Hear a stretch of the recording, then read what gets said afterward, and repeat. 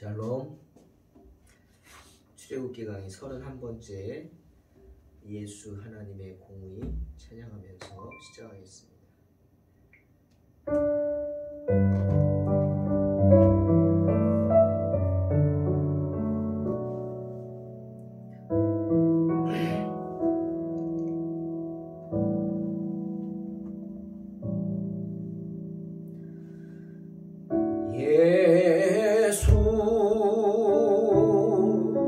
하나님의 공의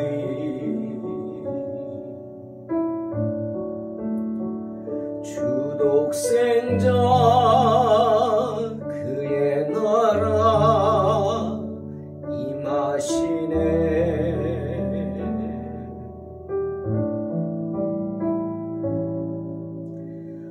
예수 제물이 되신 주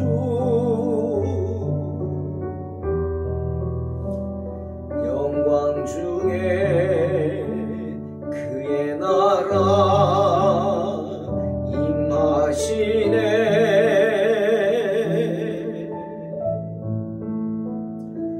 주의 나라 영원하며 그의 영광 무궁하리.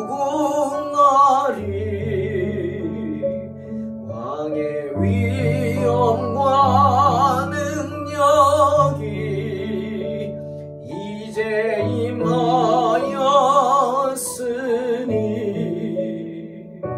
주의 주권과 주의 통치와 주의 나라 힘과 권세 임하네.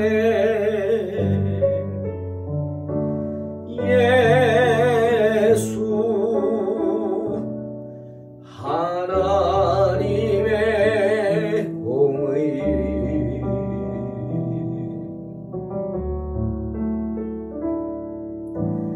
예수 하나님의 사랑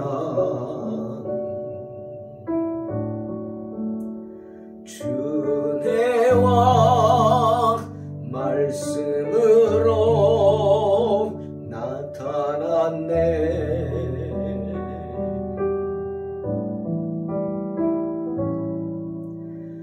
예수 거룩한 하나님 영광 중에 그의 나라 임하시네.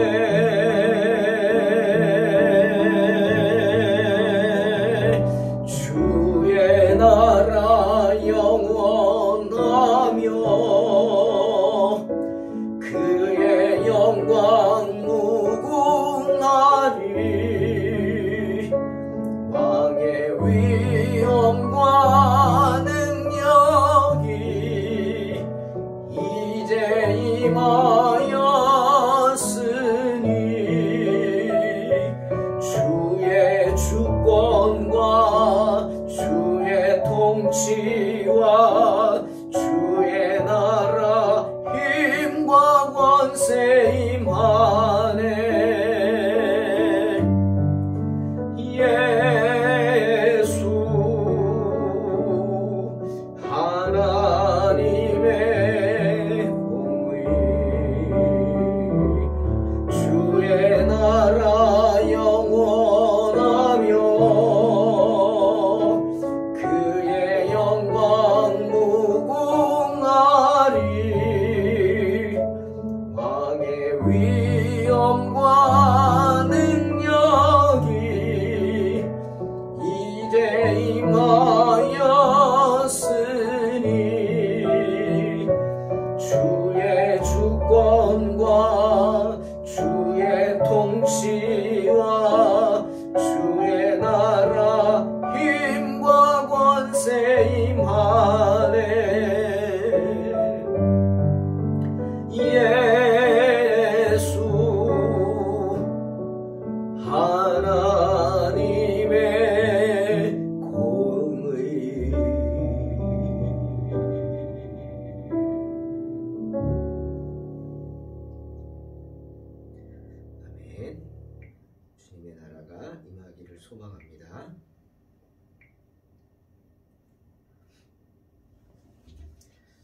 출애굽기 9장 8절로 12절 봉독합니다. 여호와께서 모세와 아론에게 이르시되 너희는 화덕의 두 움큼을 가지고 모세가 바로의 목전에서 하늘을 향하여 날리라. 그 재가 애굽 온 땅에 티끌이 되어 애굽 온 땅의 사람과 짐승에게 붙어서 악성 종기가 생기리라. 그들이 화덕의 재를 가지고 바로 앞에 서서 모세가 하늘을 향하여 날리니 사람과 짐승에게 붙어 악성 종기가 생기고 요술사들도 악성 종기로 말미암아 모세 앞에 서지 못하니 악성 종기가 요술사들로부터 애굽 모든 사람에게 생겼습니다. 그러나 여호와께서 바로의 마음을 완악하게 하셨으므로 그들의 말을 듣지 아니하였으니 여호와께서 모세에게 말씀하심과 같더라.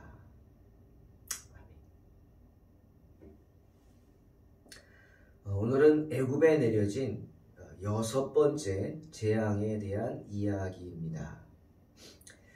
하나님께서는 이전에 완악한 바로와 애굽의 백성들을 벌하시기 위해서 애굽 전역에 무서운 악질의 재앙을 내리셨죠.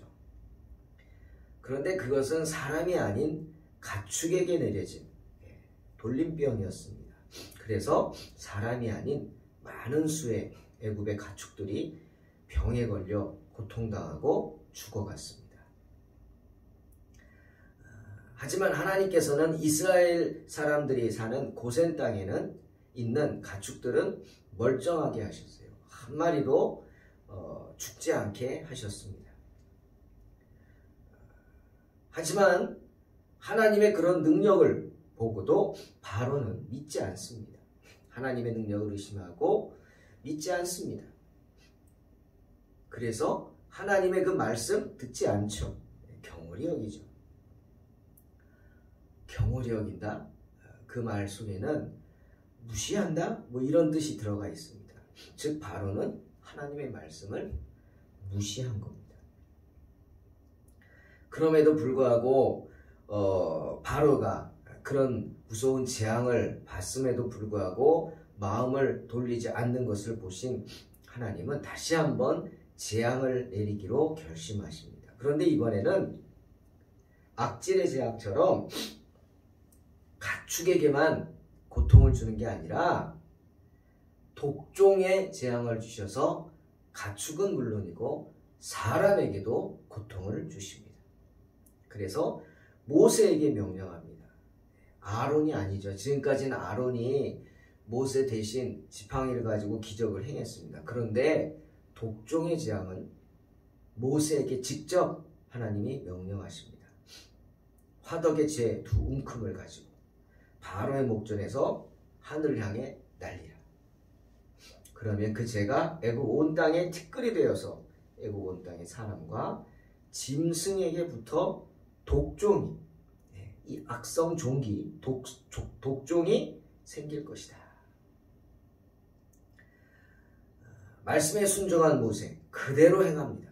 재들을 두 움큼 잡아서 하늘을 향해 던지죠. 날립니다. 그러자 그 재가 바람에 날려서 사람과 짐승에게 붙어서 즉시 악종이 됩니다. 독종이 됩니다. 악성 종기가 생기기 시작합니다. 오늘 말씀을 보면서 저는 두 가지를 생각했습니다. 하나는 하나님께서 지금까지는 아론에게 시켰는데 이번에는 모세에게 직접 명하라 하셨다. 그 사실 하나가 눈에 들어왔고, 또 하나는 악질은 가축에게 있던 병이지만 이 독종은 가축은 물론 사람에게 주셨습니다. 그 이유가 뭘까? 두 가지를 생각해 봅니다. 첫 번째는 모세에게 명령케 하셨다. 여러분, 바로가 모세를 그냥 나이 많은 늙은이 정도로 생각했던 것 같습니다. 그냥 와서 옆에 와서 무게나 잡고 아무 말도 하지 않고 그냥 무게나 잡는 그런 80이 넘은 나이 많은 늙은이구나. 왜? 아론이 옆에서 다 하니까. 저게 뭐지? 뭐 이렇게 생각했을 수도 있어요. 하지만 분명히 하나님의 종은 누굽니까? 모세입니다. 모세. 물론 아론이 모세를 대신해서 그런 역할을 했지만 하나님의 계시자는 누구예요? 모세입니다. 바로가 그런 모세를 무시했다. 그런 생각이 듭니다. 그래서 하나님이 정말 이번에는 뭡니까? 실제로 재앙을 행하는 거 아닙니까? 그전에는 예를 들어서 모세의 지팡이로 아론이 나일 강물을 쳤든지 가리켰든지, 네? 그 다음에 반응이 나왔습니다. 그죠? 그 다음에 개구리가 올라왔고 즉시가 아니란 말이죠. 그러나 이번에는 모세의 손에 있는 것이 직접 하늘을 날려서 악성 종기가 됐어요. 독종이 됐어요. 그러니 이것은 겉으로 보기에도 누가 한 거예요? 모세가 한 거예요. 그죠? 모세의 손에서 직접 일어났단 말이에요. 지팡이도 아니에요. 예? 무슨 지팡이가 기적의 도구 아닙니다. 모세의 손에 의해 그 두 움큼 재가 직접 독종이 되어서 변했어요. 그러니 하나님은 바로에게 모세가 누군지 다시 한번 알려준 거예요. 모세는 나의 종이다. 바로 하나님의 권능을 행하는 종이다. 모세의 말 들으라. 어떤 미친 늙은이의 말이 아니다. 하나님의 종, 선지자 모세의 말을 들으라. 아마도 바로에게 충격요법을 주신 것 같습니다. 그 다음에 또 하나, 악질의 재앙은 가축에 대한 사람은 아니었어요. 그죠? 피부병, 가축들에게 돌림병 생긴 거죠. 그런데 이 독종은 뭡니까? 이것도 피부병인데 이거는 사람에게도 생기는 병. 왜 이번에 사람을 쳤을까? 이유가 있습니다. 여기서 저는 잠깐 욥의 이야기를 합니다. 욥기에 나온 이야기를 한번 합니다.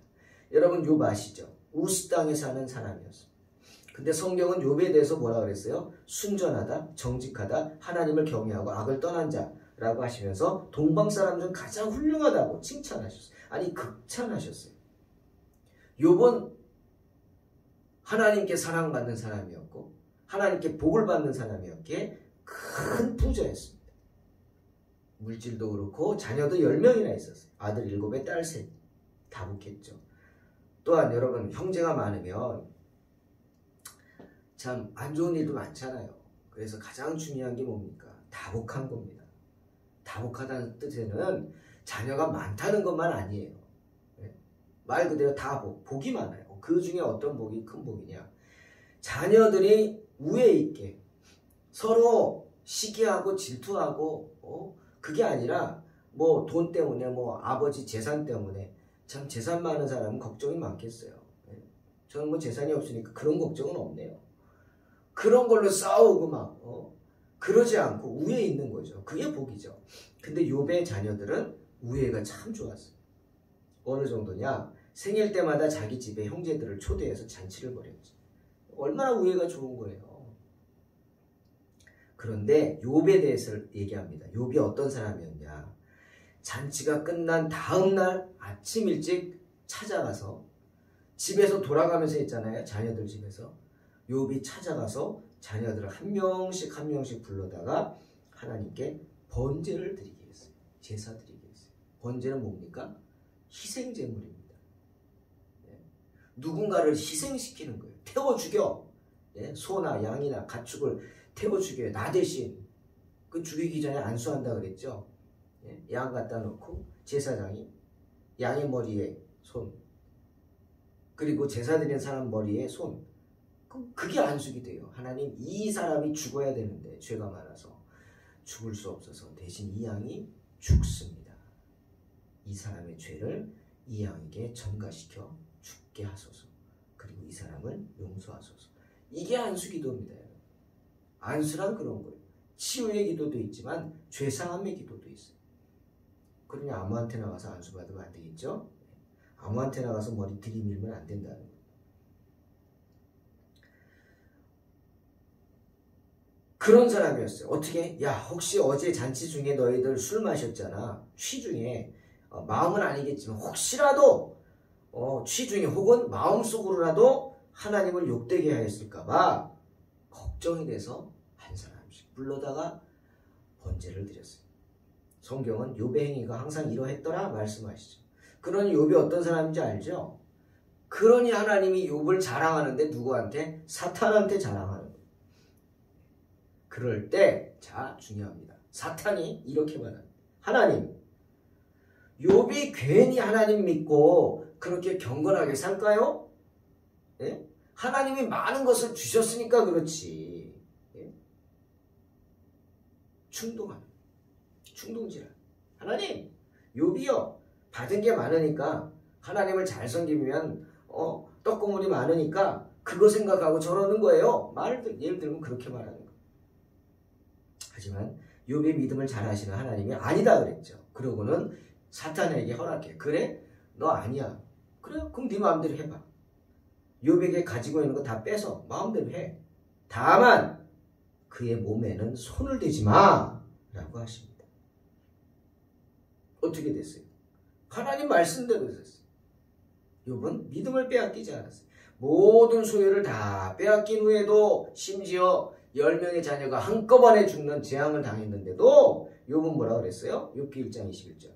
내가 모태에서 알몸으로 나왔사온즉 또한 알몸이 그리로 돌아가올지라 주신 이도 여호와시오 거두신 이도 여호와시오니 여호와의 이름이 찬송을 받으실지니이다 라고 하면서 믿음을 잃지 않습니다. 욥은 이런 사람이었어요. 하나님이 얼마나 기뻐하셨겠어요. 그래서 하나님이 사탄을 또 불러가지고 또 자랑합니다. 야, 너 봤지? 네가 그렇게 해가지고 욥 다 뺏었는데도 욥이 끄떡도 하지 않지. 믿음 흔들리지 않지. 욥은 그런 사람이야. 너 잘못했지. 이 나쁜 놈아. 책망을 합니다. 그러자 중요한 얘기입니다. 사탄이 이번에 또 뭐라 그럽니까? 하나님께 또 욥을 시기하면서 충동합니다. 하나님, 가죽으로 가죽을 바꾸지 않습니까? 가죽으로 가죽을 바꾼다는 말 있죠? 사람이 그의 모든 소유물로 자기의 생명을 바꾸올지라. 뭐 이런 어려운 말합니다. 이 말은 뭐냐? 쉽게 말하면 지 몸이 멀쩡하니까 그런 거예요 하는 거예요. 하나님이 몸 건드리지 말라 그랬잖아요. 지 몸이 멀쩡하니까. 그러니까 뭐라고? 주신 자도 여호와시오 취하신 자도 여호와시오. 아니 다 빼앗겼어도 또 주실 거야. 지 몸이 멀쩡하니까 그렇다. 이렇게 또 시기합니다. 그러더니 말합니다. 그래요? 그럼 이번에는 주님의 손을 펴서 그의 욥의 뼈와 살을 치세요. 그러면 틀림없이 주님을 향해서 욕을 할 것입니다. 참 기가 막힌 말을 했어요. 그런데 뼈 있는 말이죠. 그렇죠 여러분? 우리 그러잖아요. 괜찮아 괜찮아. 몸만 건강하면 돼. 몸만 건강하면 다 잃어도 또 시작할 수 있어. 괜찮아. 그 말도 맞잖아요. 맞죠? 건강을 빼앗기면 다 빼앗기는 거다. 맞잖아요. 욥이 지 몸이 멀쩡하니까 다 잃고도 저러는 겁니다. 사탄이 그렇게 시기하고 충동하는 겁니다. 그래서 하나님은 아니다. 욥은 그런 사람 아니야. 그리고 이번에도 사탄에게 제의를 허락합니다. 그래 네 마음대로 해봐. 내가 욥을 내 손에 맡길게. 네 마음대로 해. 그 대신 뭐라 그래요? 그의 생명은 해하지 마라. 아까는 몸 건드리지 말라 그랬죠. 이번에는 네 몸 건드려. 마음대로 해. 병줘라 병줘. 그 대신 생명은 해하지 말라. 분명히 말씀하십니다. 그 말을 들은 사탄이 즉시로 욥의 몸을 내리치죠. 그래서 욥이 고통을 당합니다. 무섭고도 견디기 힘든 육신의 고통. 어느 정도냐? 제 가운데 앉아서 질그릇 조각을 가져다가 몸을 빡빡 긁게 만듭니다. 온몸에 피가 나는데도 아픈 줄 몰라요. 그 가려움의 괴로움이 더 심해요. 그게 뭐예요? 바로 독종입니다. 사탄은 욥에게 독종을 독종의 재앙을 주었습니다. 그래서 발바닥에서 정수리까지 종기가 나게 하였죠. 얼마나 괴로운지 여러분 기왓장으로 긁어요. 그게 바로 독종의 재앙. 그런데 지금 하나님이 그 독종의 재앙을 애굽 온 땅에 내리는 거예요.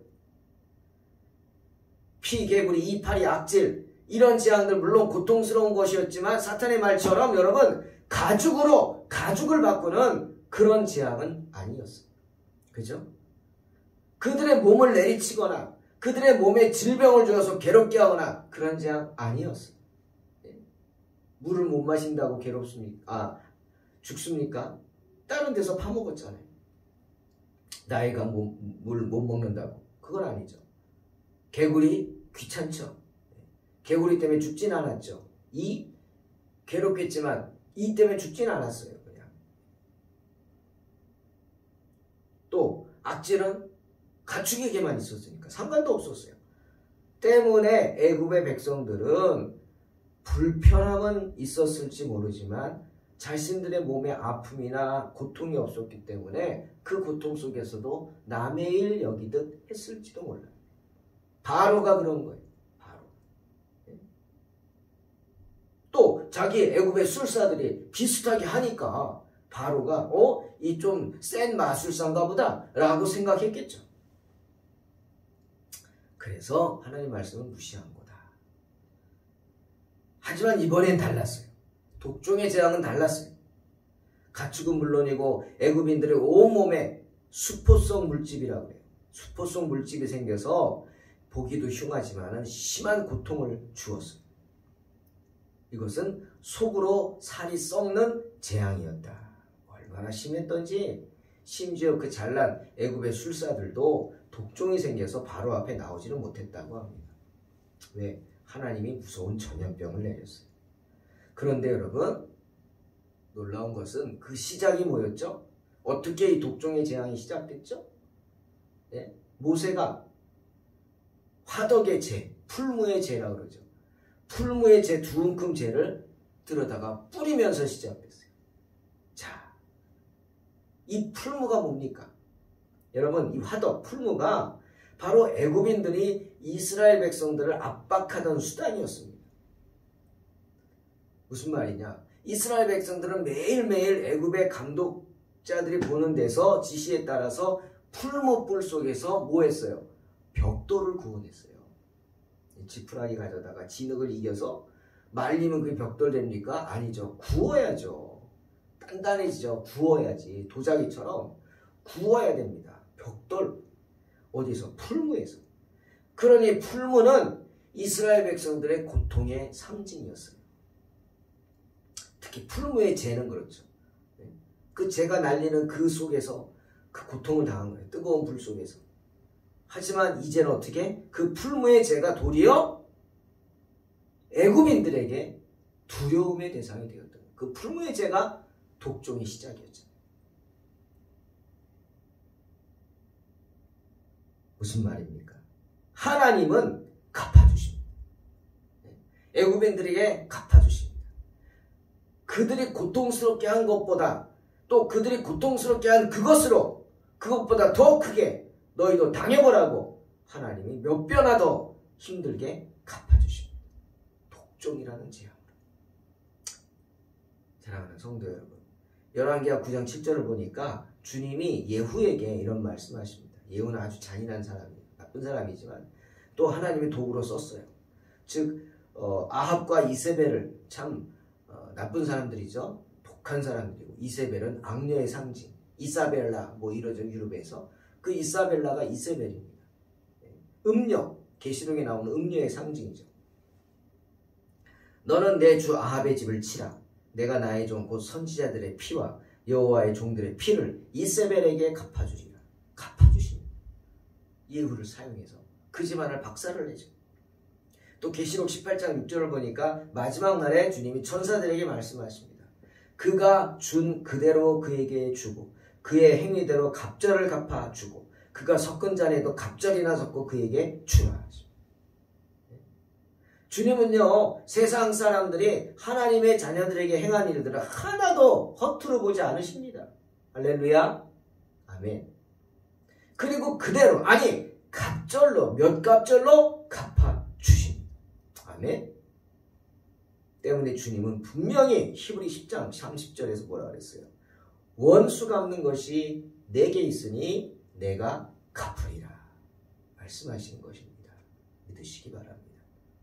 그러니 직접 원수 갚으려 하지 마시고 하나님께 맡기세요. 그래야 더 큰 원수를 갚습니다. 자, 애굽의 술사들이 독종에 걸려서 바로가 부르는데도 나오지를 못했다? 이게 무슨 말이에요?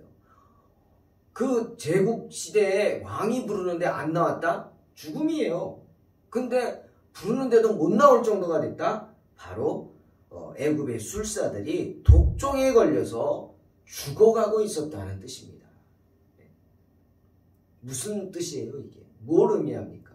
여러분, 하나님은요 악한 자를 징벌하십니다.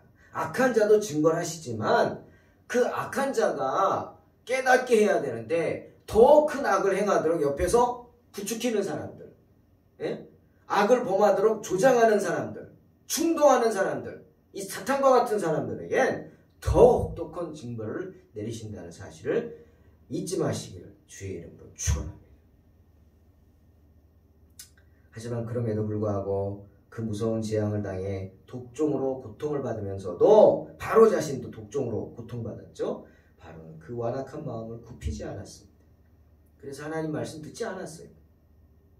그런데 성경은 그것이 하나님의 뜻이었다 말씀하십니다. 즉 이대로 끝낼 수 없다는 거예요. 바로와 애굽 백성들의 죄가 하나님 보시기에 너무 크기 때문에 이대로는 끝낼 수 없다는 것입니다. 끝날 때까지는 아직 끝난 것이 아니다. 뭐 이런 뜻이겠죠. 아직 바로에게는 더 무서운 재앙이 남아있다는 경고이기도 합니다. 사랑하는 성도 여러분, 바로가 참 어리석습니다. 하지만 참 불쌍합니다. 잠언 28장 13절 14절에 자기의 죄를 숨기는 자는 형통치 못하나 죄를 자복하고 버리는 자는 불쌍히 여김을 받으리라 말씀하십니다. 항상 경외하는 자는 복되거니와 마음을 강팍하게 하는 자는 재앙에 빠지리라 말씀하십니다. 그러니 언제나 내 자신을 돌아봐야 합니다. 나는 아니라고 하지 마십시오. 나는 바로 같은 사람이 아니다. 아니요. 우리도 때로는 마음을 강팍하게 하죠. 그래서 하나님의 음성을 외면하지 않습니까? 하나님의 뜻을 외면하지 않습니까?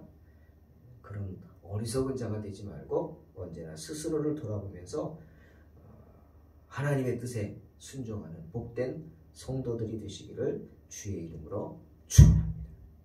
하나님 앞에서 당당하시기를 주의 이름으로 축원합니다. 아멘. 하나님 감사합니다. 사람을 바라보지 말고 세상을 바라보지 말고 오직 주님을 바라보고 하나님 앞에 당당한 사람들 되게 축복하여 주시옵소서.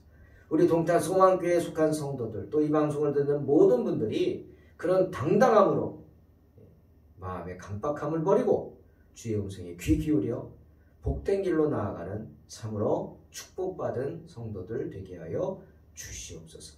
원수 갚는 것이 내게 있다 하셨습니다.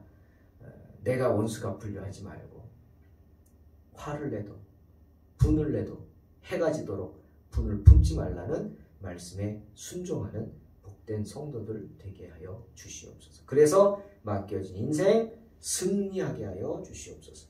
예수님의 이름으로 기도하옵나이다. 아멘. 믿음으로 승리하시기 바랍니다.